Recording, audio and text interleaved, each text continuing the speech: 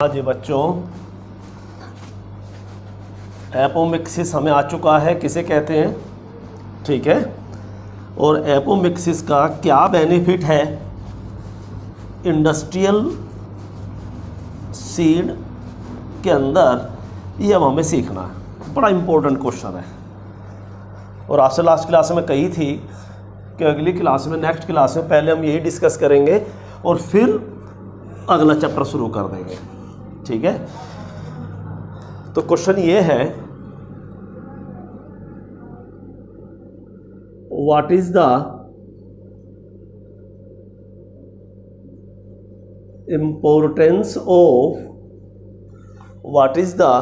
importance of apomixis in hybrid seed industry. 2 marks का ये question है, बड़ा इंपॉर्टेंट है बोर्ड के लिए कि हाइब्रिड सीड इंडस्ट्री में क्या इंपॉर्टेंस है एपोमिक्सिस की। तो एपोमिक्सिस आप जानते हैं, formation of seed without fertilization, बिना फर्टिलाइजेशन के सीड बनना। देयर आर 2 वेज, 2 वेज हमने पढ़े थे। एक वे क्या था, एक वे था कि when diploid mother cell directly diploid megaspore mother cell या diploid mother cell directly behave as egg cell, तो डिप्लॉयड एग सेल की तरह बिहेव करना और डायरेक्टली डेवलप इनटू एम्ब्रियो। और in certain other cases nuclear tissue, some cells of nuclear tissue surrounding the embryo sac start dividing and protrude into embryo sac and directly develops into embryo। तो इस apomixis का क्या benefit future में ले सकते हैं, अभी फिलहाल नहीं है। अगर आप एनसीईआरटी की बिल्कुल इस चैप्टर के लास्ट के 3 लाइनें पढ़ेंगे तो बड़ा साफ साफ लिखा है कि जेनेटिक्स की स्टडी, यानी एपोमिक्सिस की जेनेटिक की स्टडी की जा रही है। यानी जिन प्लांट में एपोमिक्सिस है तो कोई ना कोई हर कैरेक्टर के लिए जीन रेस्पॉन्सिबल होते हैं, यानी डीएनए। तो उन जीन्स को फाइंड आउट किया जा रहा है जो एपोमिक्सिस करवाता है। जैसे कोई किसी की हाइट ज़्यादा है तो कहीं ना कहीं उसका जीन रेस्पॉन्सिबल है। आपने कहा एक पर्सन का कॉम्प्लेक्शन बड़ा डार्क है, बड़ा फेयर है, तो उसके लिए जीन्स रेस्पॉन्सिबल है। हमारे फीचर्स क्या है, जीन रेस्पॉन्सिबल है। हमारी इंटेलिजेंस क्या है, इसके लिए भी जीन रेस्पॉन्सिबल है। तो उन जीन को फाइंड आउट किया जा रहा है। आपने कहा क्यों किया जा रहा है, तो हमने सुनते हैं हाइब्रिड सीड इंडस्ट्री क्या है।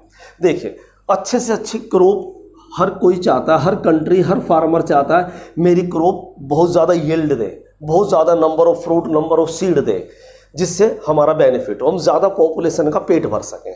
इसके लिए हम क्या करते हैं, इसके लिए आप और हम हाइब्रिड सीड बनाते हैं। आपने कहा हाइब्रिड सीड क्या होते हैं, हमने देखिए ये एक सुपीरियर मेल प्लांट है, ये प्लांट एक सुपीरियर है मेल प्लांट। हमने एक सुपीरियर मेल प्लांट को सेलेक्ट किया, this is the superior male plant. यानी इसके कैरेक्टर सारे के सारे कैसे हैं, सुपीरियर है।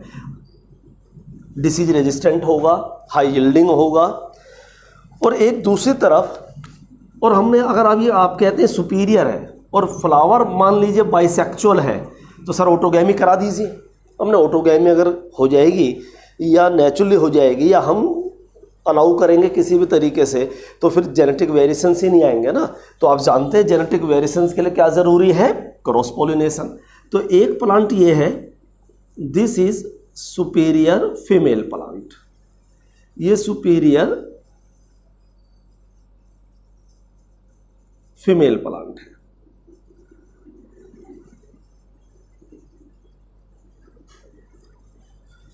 यानी इसके पास कार्पल है, इसके पास स्टेम है।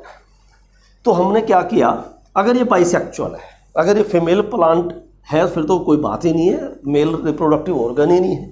अगर इसके ऊपर ये सुपीरियर प्लांट है और इसके ऊपर बाइसेक्चुअल फ्लावर है, तो आप जानते हैं हम क्या करेंगे, इमास्कुलेशन कर कर एंथर को हटा देंगे। हमने इमास्कुलेशन किया।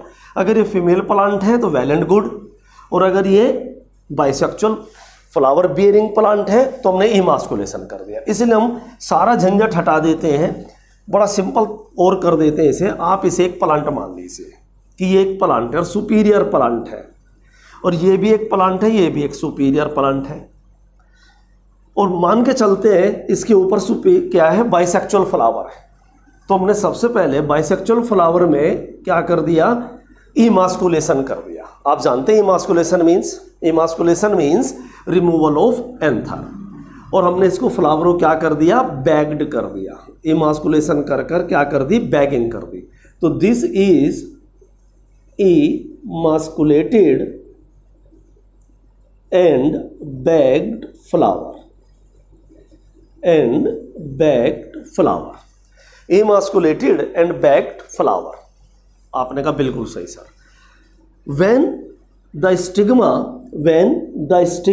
of this emasculated and bagged flower becomes receptive, become matured, जब इसका स्टिग्मा मैच्योर हो जाता है तब हम इस बैग को टेम्परेरली रिमूव करते हैं बड़ी केयरफुल्ली, कोई और अदर प्लांट का अनवांटेड पोलन ग्रेन यहाँ डिपॉजिट ना हो जाए, और जो हमारा सेलेक्टेड मेल प्लांट है उसके एंथर को लाकर यहाँ पर डस्ट करते हैं, यानी उसके पोलन ग्रेन को यहाँ पर ट्रांसफ़र करते हैं।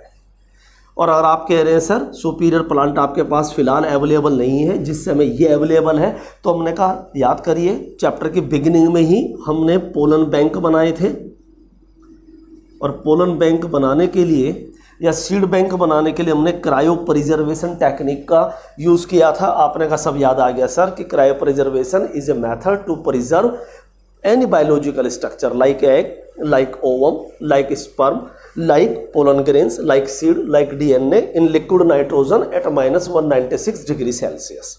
तो या तो हम पोलन बैंक से डिजायर्ड पोलन ग्रेन ले आए या डायरेक्ट किसी मेल फ्लावर से ले आए, और ला करके यहाँ पर हमने इसे डस्ट कर दिया।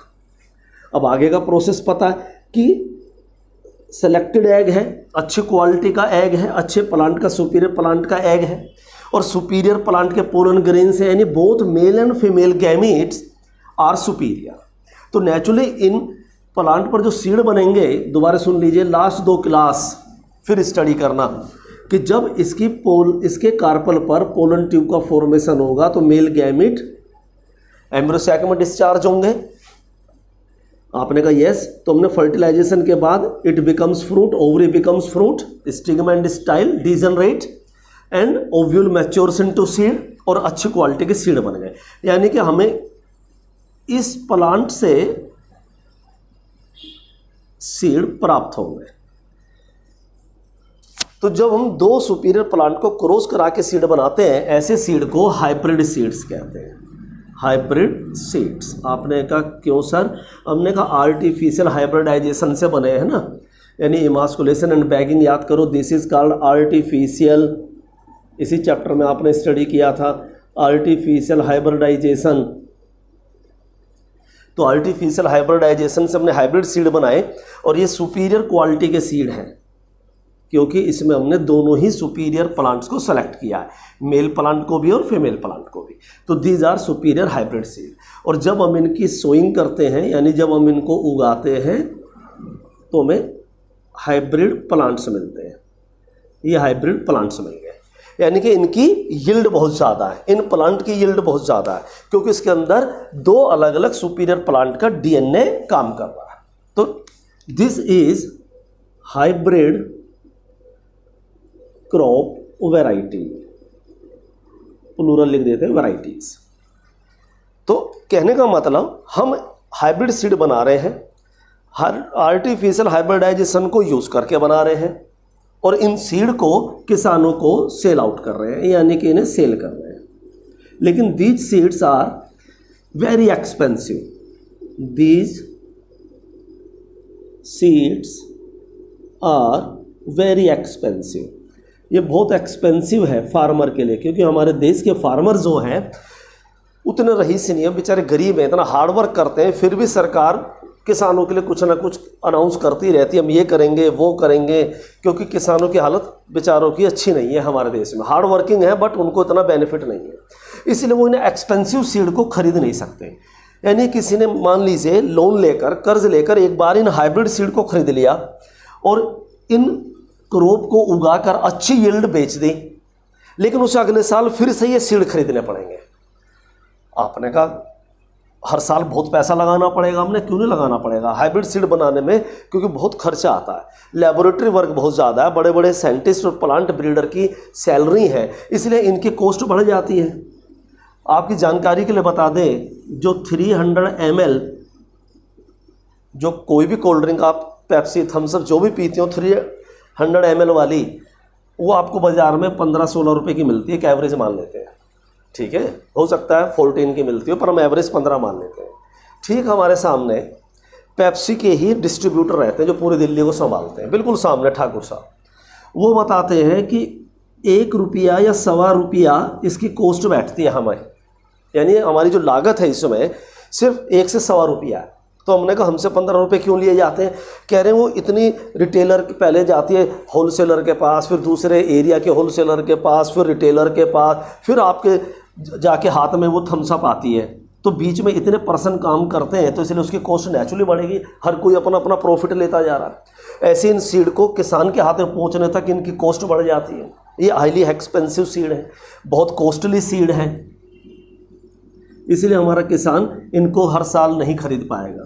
तो आपने कहा कि सर मेरे पे एक जुगाड़ है, हमारा एक बच्चा है भार्गव जी सुन रहे होंगे बैठे हुए यहीं पर, तो उन्होंने कहा कि मेरे पे जुगाड़ हो, बड़ा जुगाड़ बताते थे 11th में। उन्होंने कहा सर एक जुगाड़ है मेरे पास कि सर एक बार किसान लोन लेकर के कर्ज लेकर के बीज खरीद ले, अच्छे से उन्हें उगाए और इनसे सीड कलेक्ट कर ले, यानी सीड्स को कलेक्ट कर ले यहाँ से हमने। ठीक है कि सर थोड़े सीड रख ले, बाकी बेच दे और उन सीड से फिर न्यू क्रॉप बना ले, न्यू क्रॉप तैयार कर ले हमने। ठीक है कि सर फिर उनको उगा ले अगले सीजन में, फिर उनसे सीड रख ले, उनसे सीड कलेक्ट कर ले फिर और बाकी बेच दे। तो सर एक ही 2 बार खरीदना पड़ेगा। हमने आपकी सोच तो एकदम सही है आप सब बच्चों की, पर ऐसा हो नहीं सकता ना, क्योंकि जब आप इन हाइब्रिड सीड को जर्मिनेट कराते हैं तो एक प्लांट बनता है और फिर इसके अंदर फ्लावर आते हैं, और जब फ्लावर आते हैं तो अंदर गैमीट्स बनते हैं, यानी मेल और फीमेल गैमीट्स बनते हैं। आपने कहा बिल्कुल सही। और जब गैमीट्स बनते हैं तो आप जानते हैं म्योसिस होती है।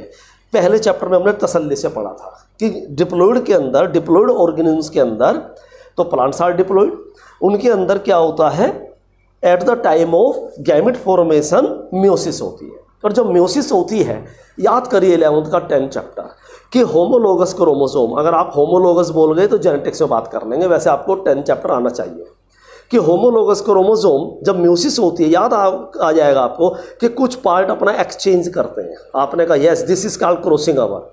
हमने हाँ जी, तो जब इन क्रॉप को आप डेवलप कराएंगे इससे तो अच्छी क्वालिटी मिल जाएगी, अच्छा फूल प्रोडक्ट मिल जाएगा, फ्रूट मिल जाएंगे, सीड मिल जाएंगे। लेकिन जब इसके गैमेट बनेंगे इसके अंदर, क्रॉप प्लांट के अंदर, हाइब्रिड क्रॉप के अंदर, तो म्योसिस होगी, म्योसिस होगी तो क्रॉसिंग ओवर होगा, और जब क्रॉसिंग ओवर होगा तो करैक्टर एक्सचेंज होंगे, नए जेनेटिक वेरिएशंस आएंगे।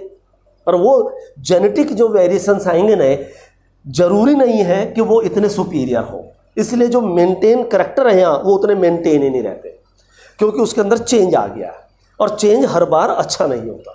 तो इनके करैक्टर यानी कि दे आर नॉट मेंटेन। तो hybrid crop variety do not maintain their characters because meiosis takes place, crossing over takes place. Therefore a farmer has to buy these hybrid seed in each and every season. उसे हर season में खरीदने ही पड़ेंगे। तो क्या करा जाए कि किसान बार बार इन सीड को ना खरीदे? तो आपने कहा क्या कर सकते हैं? हमने एपोमिक्सिस से कुछ हमें समझ में आ रहा है कि हम कुछ कर सकते हैं।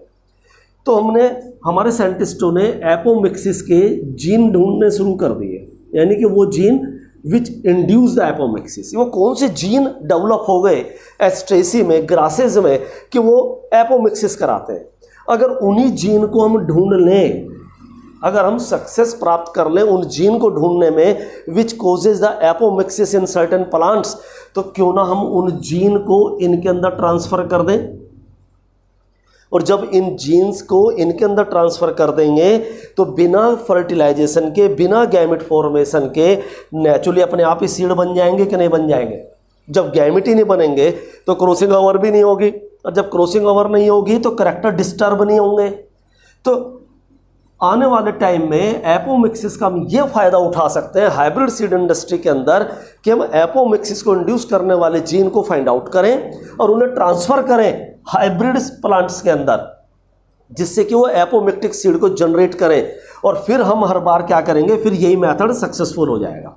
उगाइए, प्रोडक्ट बेचिए, थोड़े सीड रखिए, फिर उगाइए, फिर प्रोडक्ट बेचिए, फिर सीड रखिए, क्योंकि आप उसके अंदर गैमेट फॉर्मेशन नहीं होने दे रहे, आपने उनको एपोमिक्टिक बना दिया है।